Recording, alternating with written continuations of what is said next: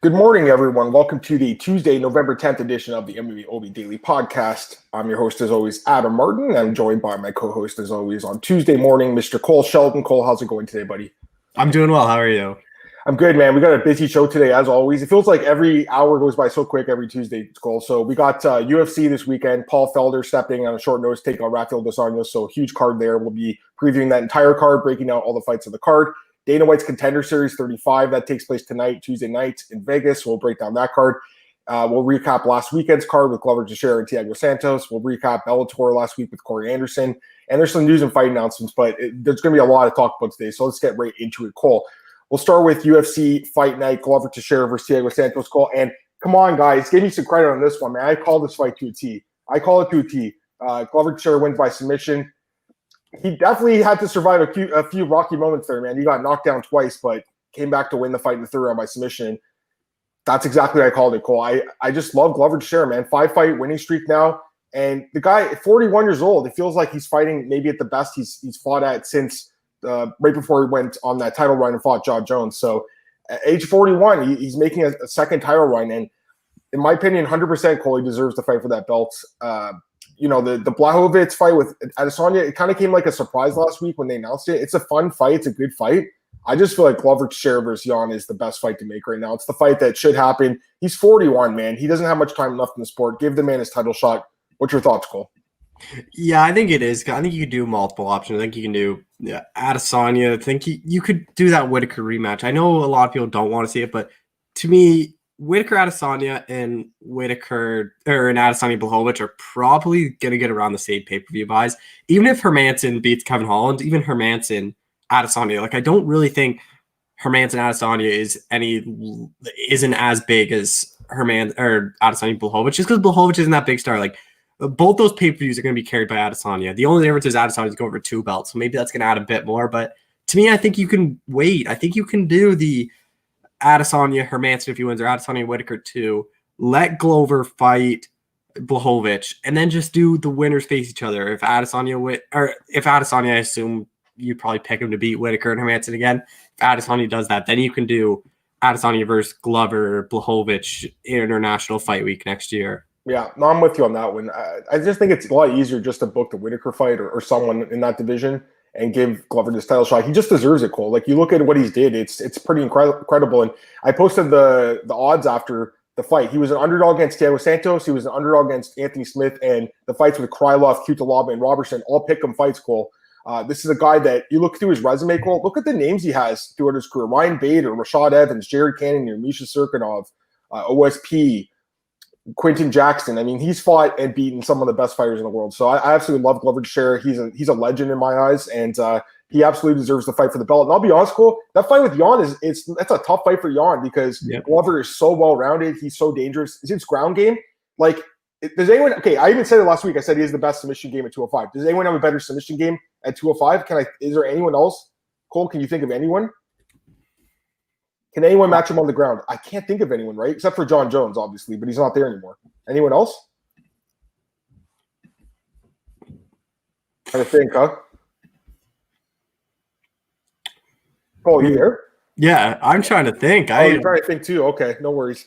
Yeah, okay, we'll just say he's the number one guy, except for maybe OSP, but he beat us. How do you rank Paul Craig's ground game, though? Yeah, it's good. Paul Craig's is good. Okay, so I think those kind of 3 guys.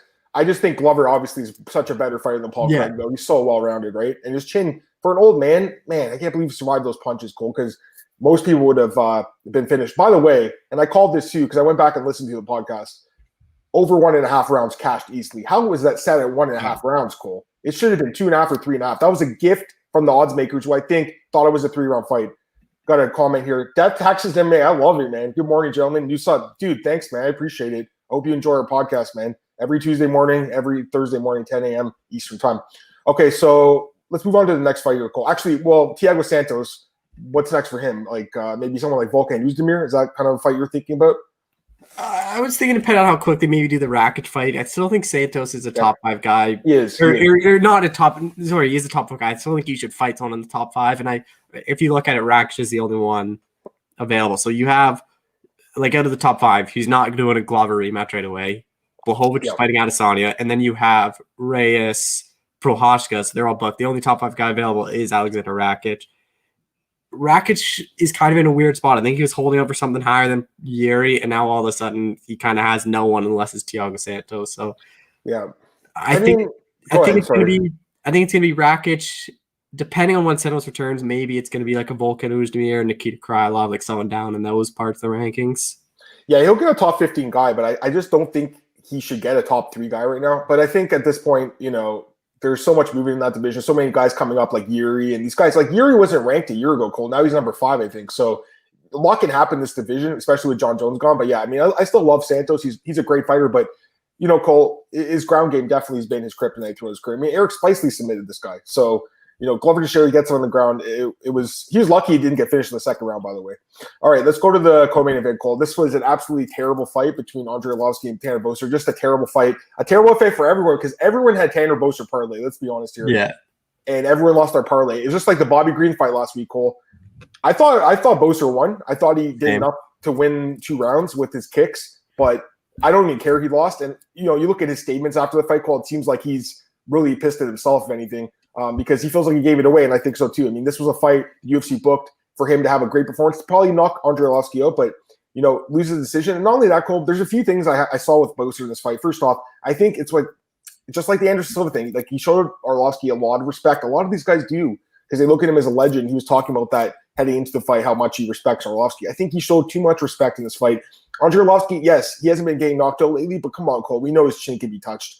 He didn't really even throw punches in this fight. It was just these little kicks, circle around, throw more kicks. Not only that, Cole, but the size difference actually did, I think, play a factor in this fight because Arlovski, the few shots he threw, and by the way, he was outstruck in every round. If you look at the stats, he was outstruck. When I was watching it, I counted in my head when I'm watching. I thought he had lost at least the first 2 rounds, and the third round probably too. He was just getting outstruck. But because he landed probably the harder shots because of the extra weight, I think that was what gave him the decision. I personally thought that Boser won, Cole, but I don't even care because it's such a bad fight. What are your thoughts, man? Yeah, I thought Boser won as well, but again, it's definitely a disappointing outcome for the UFC. If you were to ask the UFC, obviously they're not going to say they want a certain fighter to win. They want Boser to win this one. I think Boser, they thought after his last 2 performances, people were getting really high on him just because of the finishes. But I think the finishes weren't too good for Boser because this kind of fight, that's how Boser fights. You look at all Boser's fights before out in Russia and whatnot, they were all decisions. He just uses leg kicks, moves out of the way, doesn't get hit much, doesn't throw much, but just throws more volume to get a decision win. That's kind of how he fights, other than when he got those 2 knockouts, which kind of surprised a lot of people. The UFC started pushing him, but Boser is still good. He's still really technical at heavyweight. He moves. His footwork's probably one of the best at heavyweight, just the way he moves. But those are the kind of fights where he could easily lose because he does throw more, but he doesn't have much on it. And then he gets hit twice, where his head snaps back. The judges go, "Well, you didn't only land leg kicks. He landed a good shot. We're going to give the round to him." That's exactly what they thought because again, he landed more kicks, but Arlovski landed in the first round. He landed this punch with like 5 seconds left, and I'm watching it call. And I'm like, "Oh man, I think they're going to give him the round," and they did. So it was a close fight to score. If you look at the judges' scorecards at MMA decisions, they all had 3 different cards, and I actually had a different card than all of them. So it was one of those weird fights, but either way, really disappointing from Boser, Cole. I got to be honest.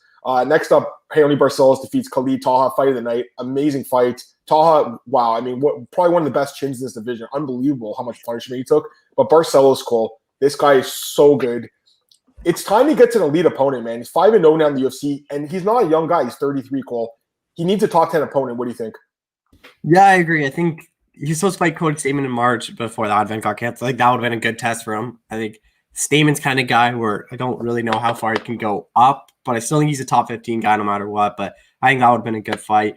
Maybe rebook that one. I was thinking maybe do Jimmy Rivera at 8. Jimmy Rivera is kind of that perfect. If you beat him, you're a top 10 guy. If you aren't, you're probably in that 11 to unranked range. So I think that's a good fight. We've seen kind of what the UFC is doing with Jimmy Rivera. I think they're kind of viewing him as that gatekeeper where they give him a lot of these up-and-comers like a Peter Yan. He was on a title run, then he got knocked out to Marlon Moraes, and they started just giving him these up-and-comers. So I think the same thing is going to happen here. I wouldn't mind seeing Barcelos, Jimmy Rivera, but I still think you have to give him a top 10 guy. I'm with you on that. Next up, Jinger Chikatsu defeats Jamie Simmons by first-round knockout. I mean, this was a complete squash match. I got to be honest, Cole, I really like Jinger, and I saw his interview with you a couple weeks ago, and, you know, he's a guy that I told you. After I watched the interview, Cole, I messaged you and I said, damn, I like this guy.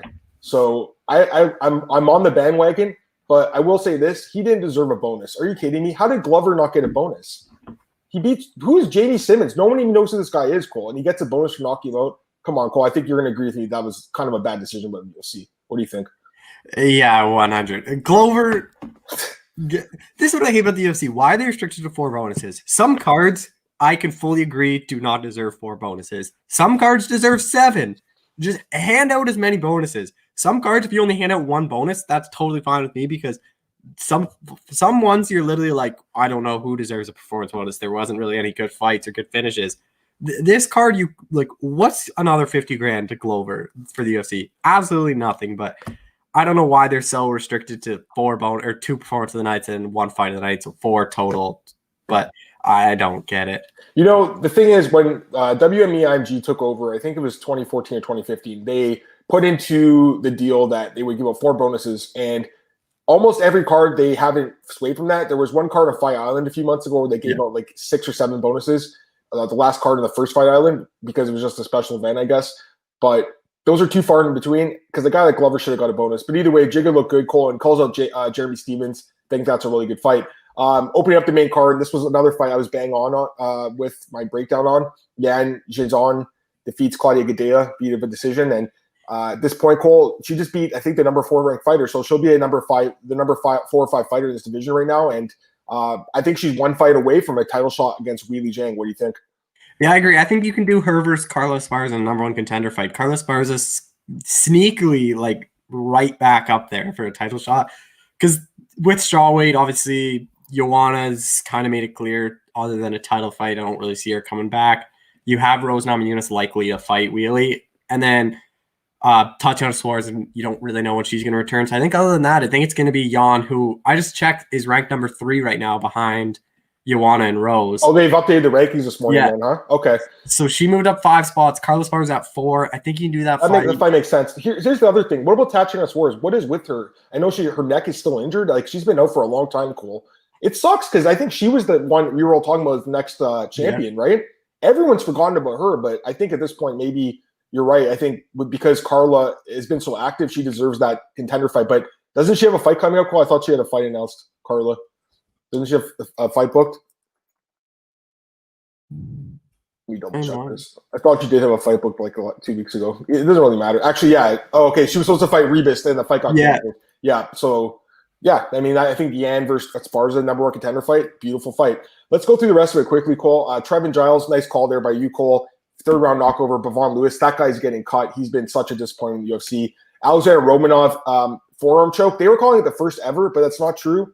Tank Abbott had one at UFC 11, who obviously it was a long time ago, not modern era, so I guess that's why they forgot about it. But TJ DeSantis actually is the guy who messaged me and said that because I tweeted that, you know, the commentator team just said it was the first forearm choke. But either way, an absolutely brutal submission. I mean, he put a sleep, Cole, with that choke. That is incredible. Darren Elkins, a great comeback over Garagori. You know, Cole was a close fight. He looked like he was going to get knocked out in the 3rd round, comes back a minute later, gets a submission. Max Griffin, we got to talk about this one, Cole. Just a vicious TKO win over Ramiz Brahimaj. The guy's ear ripped off. We haven't seen that since Leslie Smith and Jessica Ai. Of course, we saw it in the James Thompson fight with Kimbo Slice too. So it's a rare thing to happen, but his ear basically fell off. Just a nasty, nasty finish. I think you could have given Max Griffin a bonus too, honestly. And I should have mentioned Romanov got a bonus. And then Gustavo Lopez, he got the first round finish. I loved him in this spot, Cole. Last Thursday, I was like, guys, take him at plus money. He closed at minus 130. He should have opened as the favorite. I said that last week. That was another mistake by the odds makers. It feels like you got to get in on these opening lines sometimes. They're blowing some of these opening lines lately. There's so many fights. It's not easy for these guys to do their job. There's not that many odds makers out there. I feel like there's a lot of lines out there, Cole. There's with some good value, like Lopez at plus 120 at the opener last week, but I digress. Any thoughts on these prelims before we move on to Bellator? Well, even minus 130 is not a bad line. Yes, it was a great line. I mean, he turned out to be a steal, right? I thought he was going to be – honestly, I thought he was going to open around minus 175. I honestly wouldn't have been surprised if he closed 2-1. Yeah, I mean, I like Burchak, you know, and I think he's got a good story, but yeah, I think people just recognize his name more, and they just saw Lopez had lost his one fight, and the guy's, I think, definitely a better fighter. Now, we'll go through Bellator quick because there wasn't a lot that happened, but it's definitely worth talking about, and then I'll get to the comments. So Corey Anderson knocks out Melvin Manhoef. I mean, this fight was a complete squash match. Closed at like minus 600. Does he get the title shot against Nemkov? Do you think he fights Phil Davis next? What do you think's next for Mr. Corey Anderson? I think he probably gets a title shot just because what does better business for Bellator, Corey Anderson or Phil Davis? Neither of them. Neither. I mean, let's be honest. Neither. Neither, but Corey Anderson's probably a bigger name. I pick Nemkov to knock both guys out probably, or especially Corey Anderson. I don't see a path to victory for Corey Anderson. Nemkov is a solid wrestler. He can keep that fight on the feet. We saw what he did to Ryan Bader. Yeah. I would be surprised if Corey Anderson I'd be surprised if anyone beat Nemkov for a while. The crazy thing about Corey Anderson is he has 2 wins over the top 2 guys in the UFC. He has a win over Jan and he has a win over Glover. That's crazy, right? And now he's in Bellator. I think he could be the champion here, but that chin's going to hold him back probably. So the fight with Nemkov, I think they should do that fight. Phil Davis he's been a champ. He's had his shot. It's not like Phil's the most exciting guy either. Coming off a stinker against the Cheetah, I think Corey Anderson getting a finish over Manhoef. I mean, it was a squash match, but he deserves it. I don't want to talk about the rest of the card too much, Cole, in detail, but Terrell Fortune got a win here. Austin Vanderford picked up another win. Derek Anderson with a really controversial, I think, finish over Achilles Mota. I'll tell you why it's controversial. The replay showed that the kick was a legal kick. I mean, you're watching it blindly. There's no way in hell you could think that was a legal kick, but on replay it was. The problem I have with this is the referee stopped the fight because he thought it was illegal, and then they called it a TKO. I don't really agree with that call. I mean, he wasn't knocked out, right? Like, it's kind of his fault, I guess, for milking it and trying to get the DQ, but I still feel like it was kind of a weird way to end the fight. Karakanian beats Bryce Logan. That was a nice win. And then just some other ones. Janae Harding was an underdog. I picked her last week, and I liked her as a dog. But any thoughts on these other fights, Cole, before we get into UFC? We got a lot to talk about, obviously. No, not really. When I get these comments, then we'll go to UFC. Doug M. Hey, Doug, what's up, man? It's all as usual. Thanks, guys. No problem, man. We love doing it for you guys. DJ Hooligan, what's going on, man? You guys are a threat to his division, 100%. I mean, you got to watch Cole's interview with him a couple weeks ago. The guy's just got that killer mindset, guys. Seriously, he's got that killer mindset. I love the guy. He's a guy that's trying to provide for his family. He's fighting every weekend now. It's great. Doug M., do you know if the Ultimate Fighter coach has been selected? They have not. Again, we haven't heard much. They've kept this kind of really secretive. All I know is right now they're doing casting, and they'll finish the casting by the end of the month. I thought they were going to start filming already, Cole. That's what Dana kept saying, but they're in the casting process right now. I'm assuming filming is starting in a couple weeks. Again, me and Cole both said that we think it's going to be Masvidal Covington. I still think that makes sense, but there are other options. Obviously, you could do Adesanya and Blachowicz because they don't want to fight till March. You could do that fight. Again, I don't think that's a big fight for TV, though. Like, I just don't see that being a lot of heat. I think Masvidal Covington – Masvidal's amazing with trash talk. Covington, you might hate the guy, but he's good with trash talk. I think that'd be a good one, Cole. Remember, it's about ratings. You look back at the coaches throughout history of Tough, the ones that did the best were the ones where there was controversy and there was ratings and there was trash talk, like Evans and Rampage and guys like that. So that's kind of what I'm thinking, Cole. Any other thought? Like, have you heard anything? Probably not, right? I've heard Gilbert Burns Kamaru Usman's a possibility. Yes. I heard they talk about that. I was just about to say that, Cole. I've been texting Gilbert. He said he's into it. Ali's talked to – it's easy because Ali manages both. Ali's floated by of if he'd be interested. Gilbert said, yeah, I'd do it. So I think that's an option. I still think UFC's top option is Masvidal Covington, but I wouldn't be surprised if one of them don't agree to it and it ends up being Usman Burns. Yeah, I mean, obviously Usman and Burns are incredible fighters. Burns he's pretty funny on Twitter, but Usman, I don't think there's many people that think he's got this like amazing dynamic personality. He's an incredible fighter, obviously, but I don't know, Cole. Like, they're friends, they're former training partners, they're managed by the same guy. I just don't see much heat there, Cole. I think it's best to do Masvidal and Covington. All right, that's enough. Let's go do UFC fight nights this weekend. UFC fight night, Dos Anjos Felder. Obviously, Paul Felder took the fight at short notice, guys, 5 days notice, but we'll talk about that fight in a few minutes. We're going to start with the prelims, work way up. That's what we do every week. We'll start with the opening card here, fighting the card here, Cole. Tony Gravely against Geraldo de Freitas. This is a bantamweight fight that's opening up the card. And right now we have Tony Gravely minus 170, de Freitas plus 150. Who's your pick? I'm actually starting out the card with an underdog. I like Geraldo de Freitas here. I think I've never really been too high on Tony Gravely. He did lose to Brett Johns, who's obviously one of the top fighters. He was on a good winning streak entering the UFC, but I don't think his level of competition was too high. Ray Rodriguez is obviously a good one on the Contender Series. De Freitas is a guy, split decision loss to Chris Gutierrez. He hasn't fought in over a year, which kind of I don't really like too much, but win over Felipe Corrales. It's going to be kind of a grappling fight. Both guys are heavy grapplers. I don't really know who I give the edge to striking-wise. They're both pretty similar on the feet.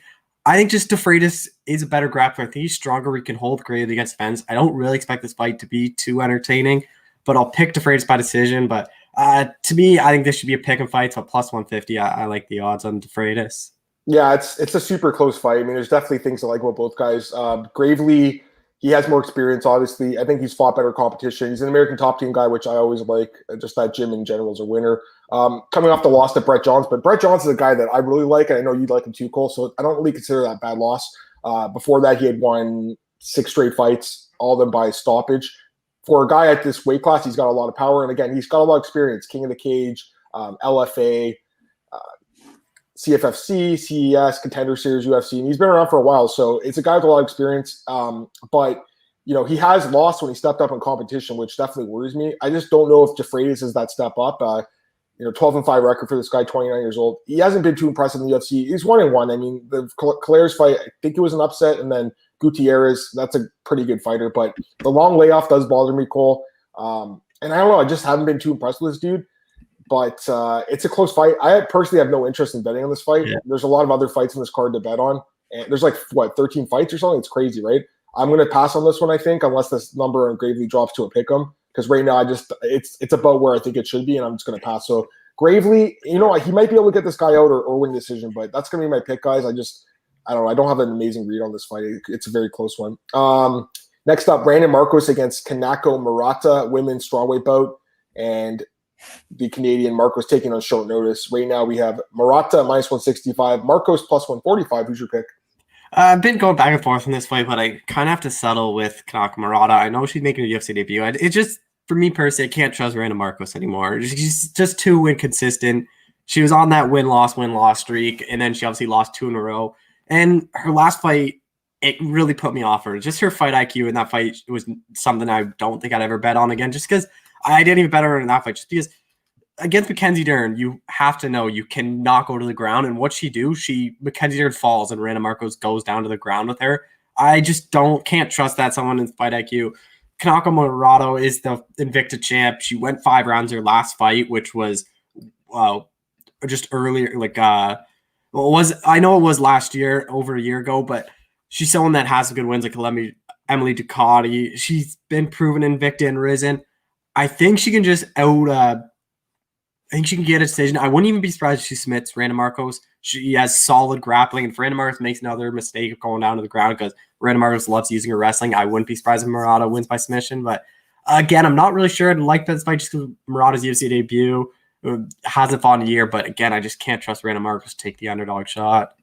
Yeah, I pretty much agree with you on everything you just said, Cole. Actually, I like Maratha here too, and I'm kind of with you. I think she'll probably win the decision, but she could get the submission too because you look at through her resume. And first off, she's on a really nice win streak heading into her debut here. She's on a 7-fight win streak. And you look at all the finishes, Cole, Von Flue choke, Anaconda choke, rear naked choke. So she hasn't fought in a year either, but, this was a really prized free agent signing, and I'm excited to see her fight. I think she would have had a good chance to beat Souza.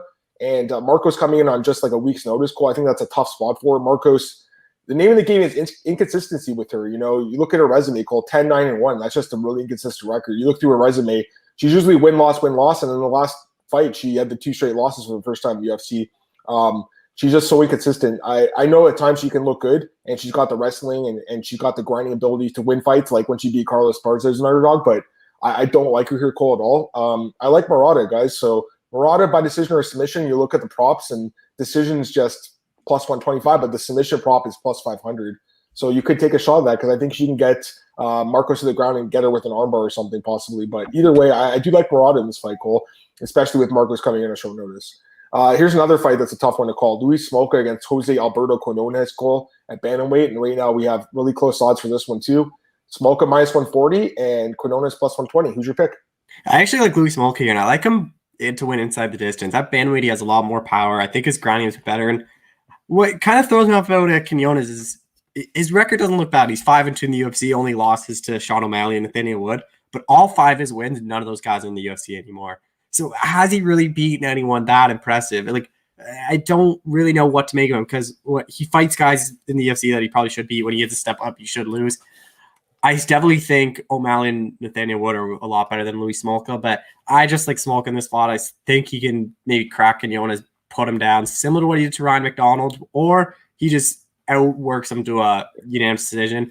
Quinones isn't active enough for me. He doesn't throw enough volume. Luis Smolka is a volume striker, throws a lot of kicks, throws a lot of punches. I like Smolka to win a decision, but I definitely wouldn't be surprised if he finishes him by like ground and pound knockout. I'm actually favoring a finish in this fight, guys. I believe you will see a stoppage in this fight. You look through both guys' records and a lot of finishes, especially Smolka. The last 7 fights have ended inside the distance. I was looking at this last night. So for a guy who's fighting at 125, 135, a lot of his fights inside the distance, and the odds are that are plus 120 for the under. So I actually like the fight doesn't go the distance here. I think we will see a finish. It's either going to be Smolka getting something on the ground like a submission or a TKO with ground and pound with elbows and stuff, or Quinones possibly KOs him. I wouldn't be surprised if that did happen. I like Smolka Cole, and he's a guy who's been around for a long time, and he's a guy that's battled with a lot of personal adversity, and a guy that fought back to the UFC after struggling. But he's a guy that's so inconsistent. How can you trust this guy? You look through his record, it's just like win loss. He'll lose 4 in a row. He's a very hard guy to trust. Quinones is just the guy I fade every fight though. So I'm not going to stop here. I've never been impressed by this dude. I know he has a good record in the UFC 5-3, but I've just never been impressed by him. So, I have to go with Smoke Call for my pick. But like I said, I like the under personally better than either side here because you get plus money on it. I don't see this fight going to the finish, guys. Again, Smoke, last 7 fights end inside the distance. Quinones, 2 of his last 3 end inside the distance. You'll probably see Smoke get a finish, but just in case Quinones does get the stoppage, you could win that bet too. So I'm leaning towards the fight ending inside the distance. Next up, we got Alex Morono against Reese McKee. It's an interesting fight here, Cole. Morono minus 185, McKee plus 160. Who's your pick? I like Alex Morono here. No way I can bet him at that price. I think this is really much closer to a paper fight. Reese McKee has a 6-inch reach advantage, which definitely is going to help him. But again, he's a former lightweight, which I wouldn't be surprised if Alex Morono's a lot smaller. Just kind of hold him up against the cage.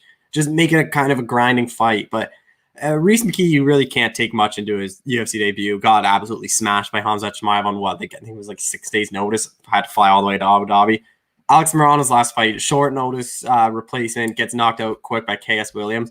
I think that's kind of one that can throw it away too, just because no one really knew what KS Williams was like. No one really expected him to blitz like that. Before that, Morono was on a good winning streak.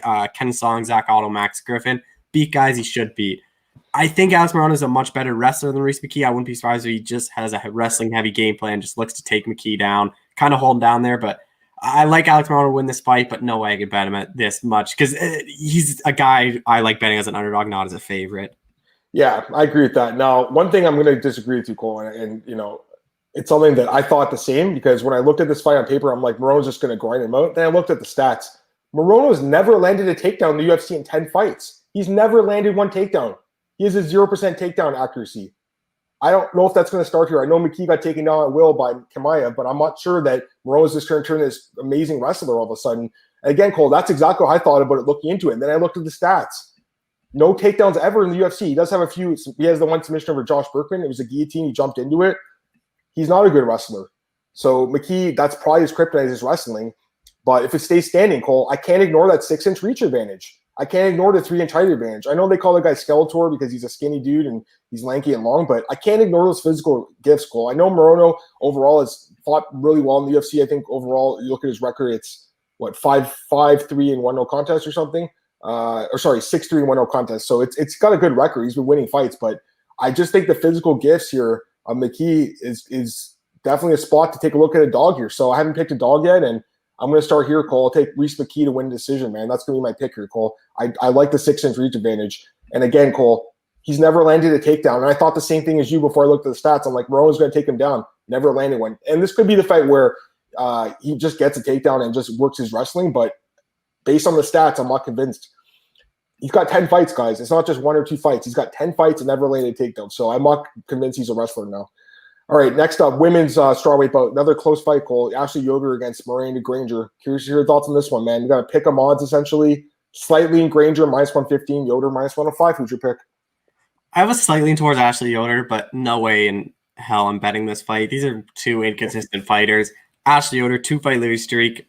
You could actually make a case she won her last 2 fights. I actually thought she beat Souza. And then Randa Marcos was a split decision. That was close. I thought Marcos was more unanimous than what Souza was. I thought Yoder beat Souza. So, and then she's making a fairly quick turnaround. I talked to her yesterday, and she said she got this fight literally the next day, the Sunday, as she was going home from her last fight. They said, "Hey, you want to fight Miranda Granger in November?" So she's had a full camp. Miranda Granger, she had a lot of hype coming into the UFC. She was fighting CFFC, beat Hannah Gold, and then her last fight, Samantha Lemos.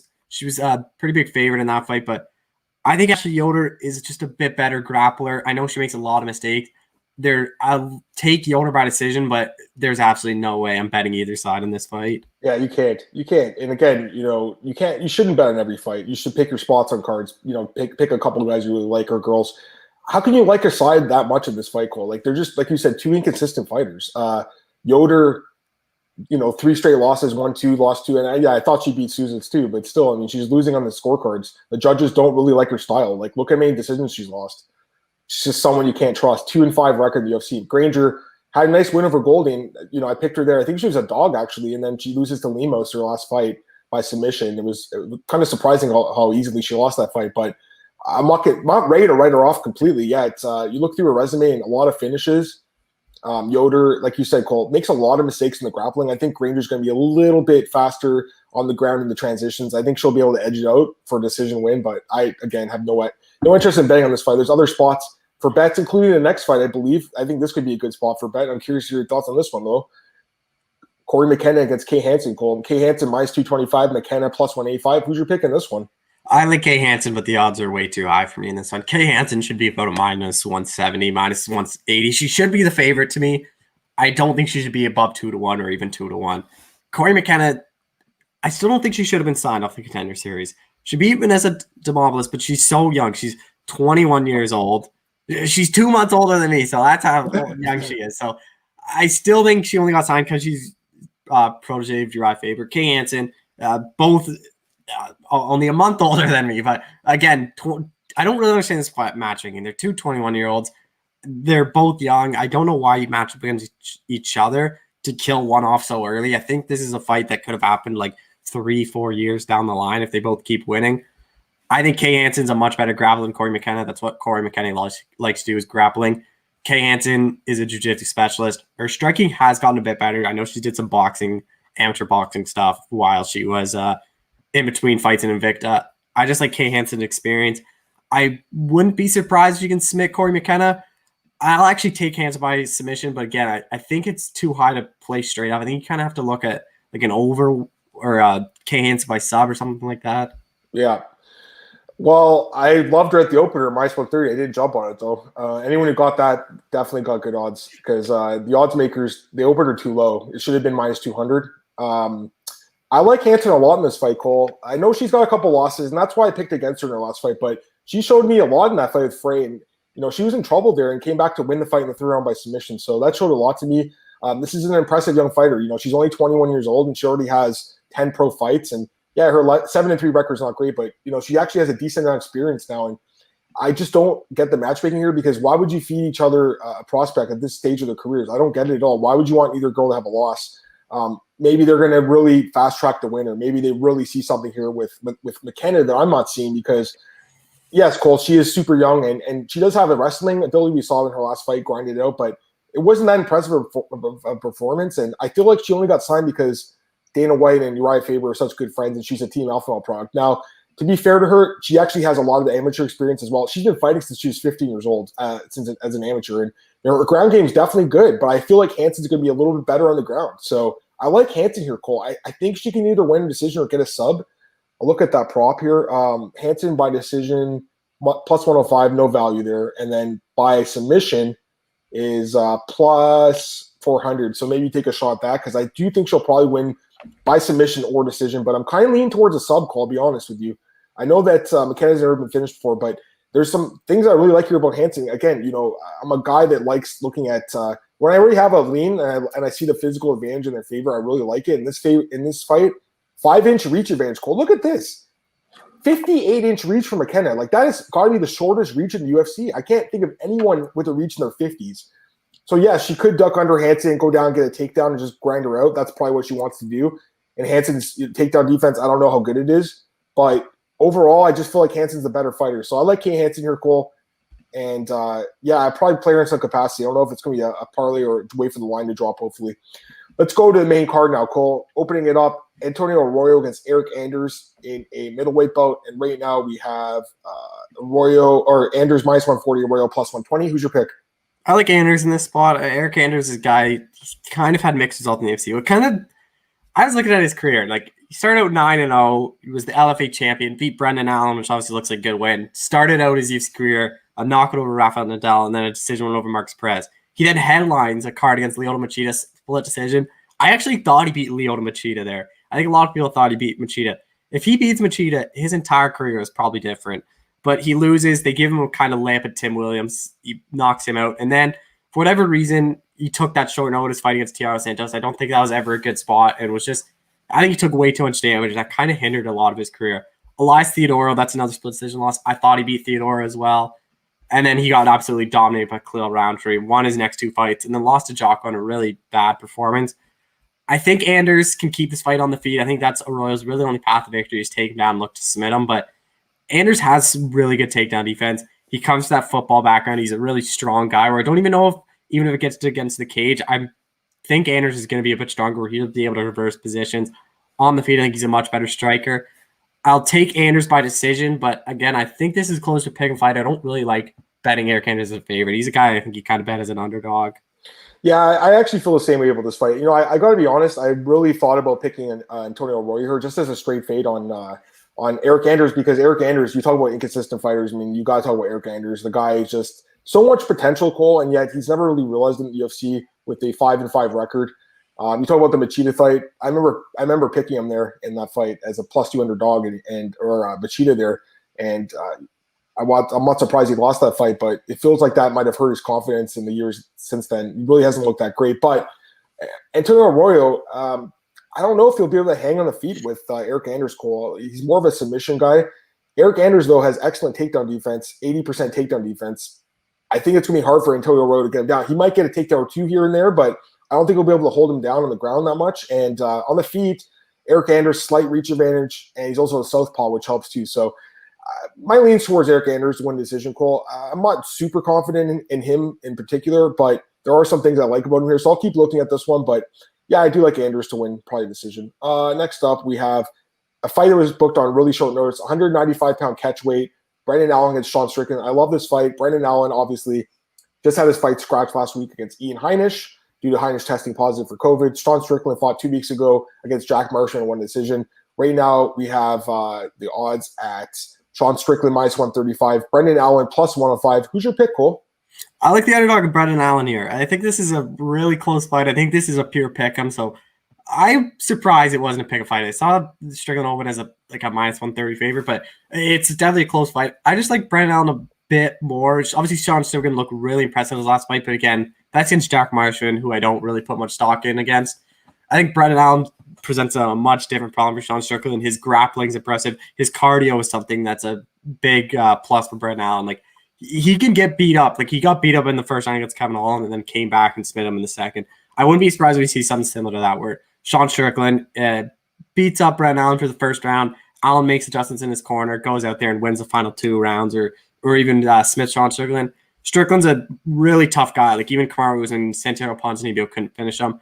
I'll take Brendan Allen by decision, but again, this is such a close fight. I'm really looking forward to watching it. Yeah, this is probably the best fight in the card besides maybe the new main event. I love this fight, guys. As you guys know, I took Brendan Allen last week. I really liked him in that spot against Heinisch. I don't know about this spot, though. This is a tough spot, I think, for him.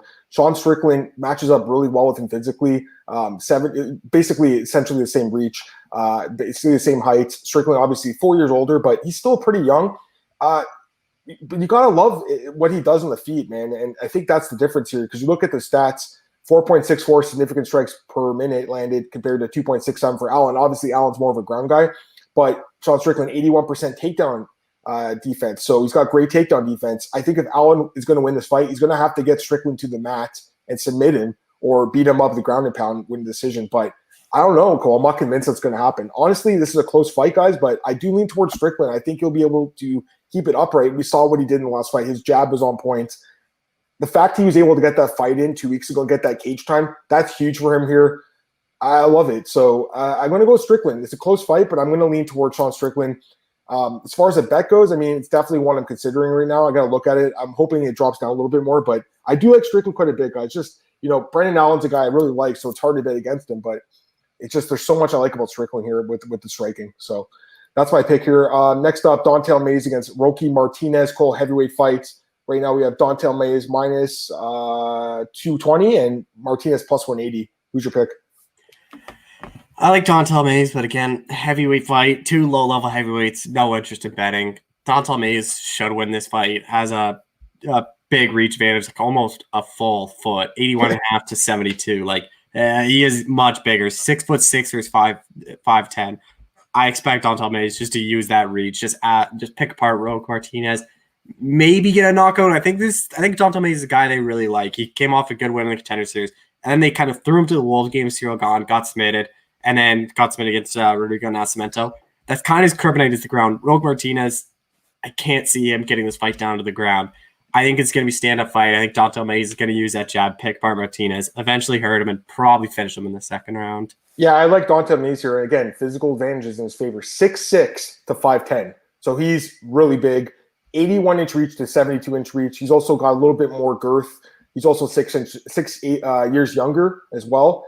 And Roki Martinez, you look at that fight with Romanov, Cole. That was September, and he got just the hell beaten out of him in this fight. That's a pretty quick turnaround, I think. Obviously, a very tough dude, a guy that's a pure-born fighter. I get that about Martinez, but I just think the physical disadvantages are too much to overcome here. Give me Dontel Mays, man. I like him by knockout, Cole. I think he does finish this fight. Mays by knockout's minus 138, or inside the distance, I should say. So it's like half the price of the money line. But I like Mays here a lot. Maybe what does just win the decision, but I like Mays a lot in this fight, Cole. I'll probably end up playing him because, yes, it is 2 low-level heavyweights, but a foot reach advantage. That's a huge advantage. And that's an advantage I think that's worth betting on. So that's my pick in this one. Next up, we have Julian Marquez against Saparbeg Saparov. Not sure what to expect from this fight, Cole. Minus 290 for Marquez, plus 245 for Safarov. Any thoughts on this fight? I really like Julian Marquez in this fight. He's a guy that he's had a long life. Hasn't fought since 2018 when he lost a split to Alessio Chikatsu, but he's a guy that had some good hype entering the UFC. Has a knock win over Matt Hamill on the regional scenes. I know Hamill was a lot older then, but look, Contender Series knocks out Phil Hawes for UFC debut, submits Darren Stewart. Both those wins are really good. And Safarov, he's a guy complete fade. This guy UFC debut gets knocked out by Jean Vellante. That's not a good loss. Then next fight gets submitted by Tyson Pedro, gets a win, and then his last fight gets submitted by Rodolfo Vieira. I just think Marquez is better than everyone than Safarov. I think I'm picking Marquez to knock out Safarov. I think this is kind of that layup fight for Marquez to get a win, get back. Or I think the UFC is high on him, or I think this is a layup fight where he can just have success, probably get a first, second round knockout and just get that cage time back.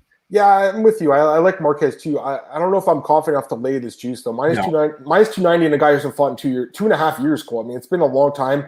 A guy that's shown some promise in the UFC for sure with the win over Stewart. Nice win, but they lost to Jericho. I think it showed that, he is kind of limited. The thing is, Safarov's not good.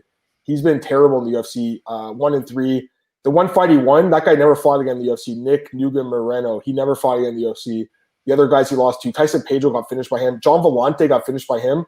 That was a crazy fight, though, by the way. That was a fun fight to watch. And Rodolfo Vieira, no shame in that one. But the guy's too inconsistent, Cole. I don't like him here at all. But I will say that the layoff just scares you off Marquez. Again, as a rule, I really tend to shy away from guys coming off long layoffs. 2.5 years, that's too long for me. So my pick's going to be Marquez. I think he's going to win by submission. But, again, that layoff just worries me, guys. And don't be thinking this guy's like a lock by any means. I don't think he is. All right, co-main event, Cole. Abdulrazak Al-Hassan against Chaos Williams. I love this fight. Al-Hassan minus 230, Chaos Williams plus 190. Who's your pick? Yeah, this is a really intriguing fight. I do lean Abdulrazak Al-Hassan slightly, but there's no way I'm betting on minus 230. I don't know why he's such a big favorite. Chaos Williams is already in his UFC debut, but this fight, I think Al-Hassan's last fight, I think we kind of underlooked Munir Laziz, and this was a long layup for him where I think that time, going the distance, I think that's really going to help him here. I think he can knock out Chaos Williams. I think Chaos Williams is going to blitz in at Al-Hassan. I think Al-Hassan's going to meet him with a hook and probably drop Williams to finish him. But again, minus 230, there's absolutely no way you can lay Al-Hassan. You have to look for like a knockout prop or even just I think it's safe where you wouldn't bet this fight. Just fight doesn't go the distance. I know the odds are probably going to be pretty high on that, but I can't see this one lasting past probably the first round. Yeah, I'm not betting on Al-Hassan. I'm really pissed off at him for the last fight still, Cole. So I'm not betting on him. I think a lot of people parlayed him in the last fight, and he blew it. It was a fight that, looking back, I don't think we should have played him there, considering the layoff. But, I was confident he'd win, Cole. But he showed me a lot of holes in his game in that fight. His cardio is a huge question mark. he did show some toughness, obviously, and the fact he was able to go the full 3 rounds is good, but he showed weaknesses with his takedown defense, with his striking defense. Just a lot of holes in this game. And again, the layoff probably played a part, Cole, but 2 years off, and now he's 35 years old, Cole. He's so old now. Chaos Williams, he's a lot younger, obviously, 26, coming off a 7-fight win streak, coming off a huge knockout win over Morono in 27 seconds. And you look through his resume, he's got a lot of wins by decision and knockout, so he's able to go the full 3 rounds. I like Chaos Williams here, guys. I like him quite a bit, honestly. I'm not betting on Alisson at this price, and I'm looking at the odds on Williams at plus 190. I think there's value in him. So, I'm not as confident in him as I was in like Glover Teixeira last week, where I absolutely loved him at the same price. But I do favor Chaos Williams a little bit in this fight, guys. So plus 190 on the dog. Give me the dog here, Williams. Either a knockout or decision is how he's going to win this fight, in my opinion. And just looking at those props really fast, Williams' decision is plus 650, which is definitely worth a shot because Alisson, both his losses by decision after he gassed out from a tough first round and then gasses out. So that's kind of how I'm thinking it goes, but maybe he does catch him and finishes him too. All right, finally, Cole, we get to the main event of the evening. Paul Felder against Rafael dos Anjos, and the odds came out last night. Right now, Rafael dos Anjos minus 175, Paul Felder plus 145. Who's your pick? I ain't going with the short notice replacement Paul Felder. I know people are like, oh, he hasn't been training. He's actually been training for triathlon. He's talked about it quite often. Everyone's like, oh, the weight cut to 155. I remember him saying on Fight Island he was in the 170s because all he's been doing is biking, swimming, running. So his cardio is going to be there. And I think Dos Anjos' best days are behind him, and I don't even like the move to 155. I don't really know what to expect with RDA at 155. His last couple fights, he's just been out-grappled. You're not going to have out-grappling by Paul Felder. And on the feet, I think Felder's a much better striker than Dos Anjos. And the problem is Felder's chin holds up so much where I don't think Dos Anjos is going to put him away. His takedown even is pretty good, where I think he can stop the takedowns. On the feet, Felder's going to be much more active. I think it's going to go the full 5 rounds. I can't see either guy getting finished, but I like Paul Felder by a decision.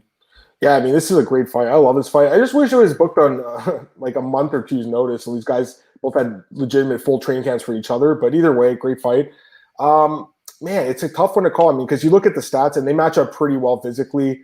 Dos Anjos a little bit shorter, but same reach. He's a southpaw, so I think that helps him. Strikes land per minute, essentially the same. Striking look at these numbers, Cole. It's like a mirror image. Like 3.67 significant strikes per minute for Felder versus 3.47 for RDA. The striking accuracy, 43% for Felder, 45% for RDA. The strikes absorbed, 3.4 for Felder, 3.18 for RDA. It's just so similar. RDA does have a little bit better striking defense, and the grappling, he does have the advantage in. He's landing 1.82 takedowns per 50 minutes compared to just 0.25 for Felder. So Felder doesn't want to take you down. He wants to stand trade. He's got one finish in his career by submission over Darren Cruikshank. RDA is definitely the more well-rounded guy. He's the better ground fighter. The striking should be really close in this fight. I'd probably give the edge to Felder in the striking, but I think RDA, with his ability to mix in the grappling, I think that's going to give him the edge. Also, the fact he did train for a full camp. He was going to fight this weekend, whereas Felder, 5 days notice. I'm not going to be surprised if Felder does win this fight because I think stylistically he's going to make it very competitive, but the 5 days notice and the fact that RDA, I still believe in this guy. I know he's lost 4 of his last 5, but guys, look who he lost to. Covington, Usman, Edwards, Chiesa, guys that are bigger than him, guys that are stronger wrestlers than him. And in that stretch, he did have the winner of Kevin Lee, dominated Kevin Lee and finished him. So I like RDA a little bit here. I don't love him by any means, but I do want to take a shot at him as the favorite here in the main event. So RDA by decision. I'm with Cole. I think it goes the full 5 rounds, guys. It should be a really good fight, too. I think it's going to be a fun one. We don't have a total set. I'm guessing they'll set it at 4.5. Now I'm going to get some comments before we get to Contender Series. All righty. Eduardo Flores, what do you make about the new blood of the heavyweight division? Guys like Gon, Romanov, Tafa, Pavlovich, Felipe, Espinal, Dawkins. I love it, bro. I love it. And I know Cole loves it, too. Don't you love the big boys, Cole, coming up? Yeah. Eduardo says, what should be next for Romanov? Call it Tybura, but a fight with Espino makes sense as well. Yeah, I think the Tybura fight, he was so polite about it, too. He's like, if possible, I'd like a matchup with Marcin Tybura. I think that's a great fight, Cole. What do you think? Yeah, I agree as well. I think it makes sense. I think it may sound mean, but I think the UFC would rather see Marcin Tybura lose. I don't think Tybura is a really fan favorite for the UFC. No, he's a boring fighter. He is ranked in the top 15. So I think Romanov clearly is a guy that's going to be in the top 15 soon. And I think he'd win that fight. Now, we got another comment about Andre Sukotai is back in XFC. That's good to hear. I like Andre. I mean, he had a tough run in the UFC, really low fight IQ in that fight with Sean O'Malley. But imagine he won that fight, Cole. Imagine he won that fight, and he could have won that fight. DJ Hogan. The only people looking after a layoff, GSP and Ortega, and Dominic Cruz when he beat Mitsugaki after 4 years off, he knocked him out. But I'm with you. Like, it's so rare, and that's why I bet against Ortega a few weeks ago. I was really surprised he dominated that fight. He says Dom looked good. Yeah, Doug brought him up, and DJ says, I'm eager to see more retired fighters take over commentating, like DC, Bisping, Felder. Yeah, I'm 100% with you. Looks like Alan Juban's kind of being the next guy that's being groomed there, and he's really obviously marketable too and great fighter. So a very knowledgeable guy. I think he would make a lot of sense. All right, let's get into Contender Series, Cole. We obviously don't have a lot of time here. Let's go about 5 minutes on this. Now, there's Contender Series tonight, guys. Again, I did the research for this card. This is a very difficult card to bet on, I think. There's not many spots I like here, Cole, I'll be honest. Let's start with the first fight, though. Danny Sabatello against Taylor Moore at 135. Sabatello, massive favorite, minus 675, Moore plus 450. I don't even understand why these odds are this high. What do you think, Cole? Well, I understand Taylor Moore should not be on the Contender Series. Is he that bad, really? Is he? This is a pure setup for Danny Sabatello to probably finish Moore in the first round. I don't think Moore's on a 3-fight winning streak, but he hasn't looked that good. He had his last, look at the guys he fought: 12-12, 4-3, 3-1. Then lost to the guys 7-4, 11-5, 1-2, 5-8. He doesn't fight anyone good. Sabatello is not much better, but he's fought okay guys. And not really, Cole. Look at his record, bro. He's not 2-10, 2-3. His most notable guys are Rivera, and he got knocked out in the fourth round, but he's gone late in the fight. I think Sabatello should win this fight, but I don't really know if either guy should really be here. Yeah, I'm with you, dude. I mean, I'm gonna pick Sabatello. I mean, there's probably a reason he is this big of a favorite, but I don't know, guys. Yes, we have seen the favorites win lately. I will say that in Contender Series, but we're going to see a dog bark at some point. Remember last season, Cole, how many underdogs won? We haven't really seen that this year, but, I wouldn't touch this fight, guys. Minus 675, I wouldn't even touch it, man. I know people are going to want action on this card. They'll probably parlay Sabatello with this girl. Luana Pinheiro in the next fight, minus 425 against Stephanie Frosto. I'm guessing you like Pinheiro here, Cole. What do you think? No, Frost was someone that should absolutely not be. She's 8-6. When's the last time you seen an 8-6 girl be on the Contender Series? And this girl has been fighting. She gets finished every single fight. She gets knocked out. She gets submitted. Pinheiro is someone that's been fighting in Brave. She finishes all her opponents. I'll take Pinheiro by submission in the first round. Yeah. Listen, Stephanie Frosto is in the UFC and getting her shot, not in the UFC, but in Contender Series because of her last name. She's Zoila Frosto's sister, former Bellator champion. She actually has fought in Bellator, Cole. She fought in Bellator 10 years ago at Bellator 22. Look at this card, Cole. This is crazy how long ago she fought. The same card had Ben Askren beat Dan Hornbuckle in the main event. And Cole Conrad, this guy that was retired before you even started covering the sport, Cole Conrad, used to be the Bellator heavyweight champ. So she's been around the sport for a while, but 8-6. And, she's had a lot of long layoffs. She fights once a year. I can't back her here. I'm going to take Pinheiro, but, I really want to pick bet on Pinheiro, but I just hate the odds. She's a good fighter, though, 5 straight wins. All by stoppage, super marketable. Go check out her Instagram if you don't believe me. Definitely a marketable fighter. UFC wants her to win. She should win this fight. I just wish the odds were a little bit lower, Cole. But I'm assuming a lot of people are going to parlay Pinheiro with probably Sabatello and maybe this guy Mota. Then you get plus money in the next fight. Nicholas Mota against Joseph Lowry. What are your thoughts on this one, Cole? Because right now, Mota minus 205, Lowry plus 165. And again, I think people are going to parlay Mota, but are you confident in him or no?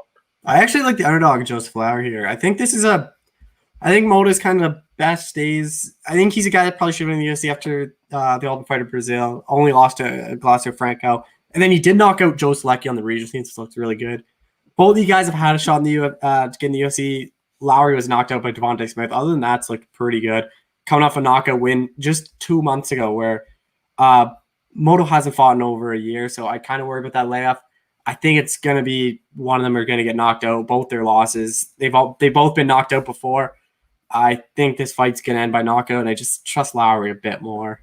Yeah, the fight doesn't go to decision is minus 265. And I think that's honestly a better play because I'm with you. I think it's going to be a knockout probably. And, again, I think a lot of people will probably parlay these three big favorites here, but I'm not convinced in Mota as much as I am maybe in Pinheiro because I don't know. I think this Lowry guy is being undervalued here, Cole. I don't understand the odds really. I'll be honest. He did get knocked out by Devontae Smith. That loss doesn't look that good looking back, but at the time Smith was really on a tear and since then picked up that knockout win, Cole, like you said 2 months ago. A lot of knockouts in this guy's career. Mota's been KO'd a couple times himself. I'm going to take the dog too, Cole. I'm going to go with you on this one. I'll take Joseph Lowry by knockout. But again, Contender Series, it's very difficult to land any considerable amount of money on because you just don't know a lot about these guys. But, I just don't like the odds here at all. Now, the next fight's interesting. Shaheen Santana against Nathan Levy. Super short notice fight, Cole. 1 day's notice at 160 pounds.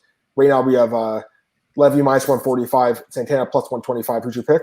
This opened as a pick-em price, which I agree with, but I like Nathan Levy here. He's a guy that I've seen a bit more of in LFA. He's looked pretty good. He's actually supposed to fight in 10 days, and then they pulled him from LFA to fight in the Contender Series. Neither guy's really fought too high-level competition. I just like how Levy's been a bit more tested in LFA. LFA has some good prospects. Again, I don't really know if you bet this fight. I think pick'em was kind of fair price at this point.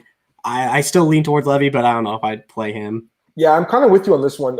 It's a tough one to call because both guys are undefeated, both prospects. And Santana, all his wins, except for one, are by submission. He's been fighting for some Florida-based promotions like Titan and Fight Time. Competition hasn't been great. Then you look at Levy, his competition has been great either, Cole, but I do like he's been fighting in LFA. Seems like they've been grooming this guy. And yeah, he's short notice, but he was supposed to fight next week. I'm going to take Levy too, but I don't know how confident I am in him, Cole. And finally, Cole, last fight to talk about here really quickly, Mario Souza. And I told you, Cole, I'm going to have a hard time with this dude's name. Even though he's Canadian, I want to hear you pronounce it too. I really want to hear you try. Mariusz Kasakowicz. I have no idea, guys, if I got that right. How do you pronounce it, Cole? Try it. Mario's Kasakowicz. I have no idea. It's tough. I know James just interviewed him, so I'm going to probably check his interview to know the pronunciation. He just posted that interview. I saw it. But right now, the odds, Cole, Souza minus 145, Mariusz plus 125. Any thoughts on this fight? I like Souza. I know this guy's Canadian. He's born in Germany, but I have a major problem with him. Look at his record. Fought once in 2019, once in 2018, twice in 2016, twice in 2013, once in 2012, once in 2011. This guy doesn't fight enough. Mario Souza is much more active. I don't really think neither guy's fought too high-level competition. I do think this fight's going to end inside the distance. I'll favor Souza slightly. I think his grappling's going to be the difference. I think he can maybe submit Mario's, but again, I don't really ever bet on Contender Series, so I can't really advise people too much. It's tough. You got to really pick your spots on this show. This is not a fight to bet on, in my opinion. Just we don't know enough about these guys. And again, if you go and bet on it and win, congrats. But if you lose, don't tell me, don't cry to me. I'm going to take the Canadian here, Cole. Slight lean towards him, but I mean, there's no way I'm betting on this fight. All right, now let's get to a couple of comments here, Cole. We don't have much time. We have like 2 minutes. Eduardo Flores says he likes Jimmy Smith's commentary. Yeah, Jimmy Smith was good. He wasn't a good fit in the UFC. He was a great fit in Bellator. I'd like to see him back in Bellator. He was great there with Sean Wheelock, but not a good fit for the UFC. And Sean Wheelock's doing porn now. He's doing porn commentary for the blind. Marcus Williams, if Mike Perry wins his next fight, Perry Till is tough to coach. That's a great idea too, Marcus, but I don't know if they're going to do that. I think it'd be fun though, but the weight class difference, that's obviously an issue. Let's go quickly, Cole. We don't have much time, but Kayla Harrison is going to fight at featherweight in Invicta. I think this is the first step towards her being in the UFC. Dana White's already said that. Rapid fire here, Cole, but I'm assuming you agree with you on that. Yep. Mark Coleman suffered a heart attack, so obviously our thoughts and prayers to the legend, the Hammer Mark Coleman, 57 years old, I believe, so he's getting up there in age now, and you gotta love Mark Coleman, just an absolute legend of the sport, Cole. And Cole, he won 2 tournaments in 1996. He's actually 55. I apologize, not 57. But you look at his 96, Cole. He won 3 fights in July 12th, 1996, and then 3 more fights September 20th, 1996, and won 2 tournaments. So he's an incredible fighter. Jack Hermansson and Kevin Holland, new main event of the UFC card in December, Cole. Really, really quick thoughts on that one. Yeah, it should be a good fight. This is a big step up for Kevin Holland. Like, this guy fought Charlie Antiveros. Now he's fighting a legit top 5 guy, Jack Hermansson. Yeah. This is a test to see how good Holland is. I think Holland has a chance. I'd love to see the odds. I don't think they've dropped yet. I think Holland's got a chance. If he's like plus 200, I might take a shot on him, guys, honestly. I love Jack. He's a great fighter, but Holland's got a chance. And one last comment, Cole, and then we'll plug everything. Got a minute left. Thanks for your input, guys. That's all as no roll. Appreciate it. Straight wager. I know who you are, bro. I appreciate it. All right, Cole. Plug your stuff, man. Let's get out of here. Twitter, Sean91. The podcast this week, Eric Anders, KS Williams, Alex Murado, Louis Smolka. Then I talked to Ashley Yoder and Max Griffin as well. And then I did get a fighter picks in for Felder already. I just texted a bunch of people. So they're not as long as usual, but I got one in. Good job, Cole. You guys can follow me on Twitter at MMAOB. Podcast is available at MMAOddsBreaker.com, YouTube, iTunes, Spotify, pretty much everywhere you can get a podcast, guys. Really appreciate the live chat today, guys. We love interacting with you guys, so I appreciate that. You guys can also follow me at MMAOddsbreaker, BJPen.com, and MMAratings.net. That's my other home. Got a lot coming out this week. Just follow me on Twitter, and you can see all my articles. And follow Cole's podcast. Subscribe to his podcast, Just Scrap BJ Penn Radio. Guys, I really appreciate it. Last comment here, and we got to get out of here. Thoughts on who's going to replace Nunez on 256? Fight's got scratched, man. It's not being replaced. Have a great day, guys. I'll talk to you on Thursday, 10 a.m. Bye.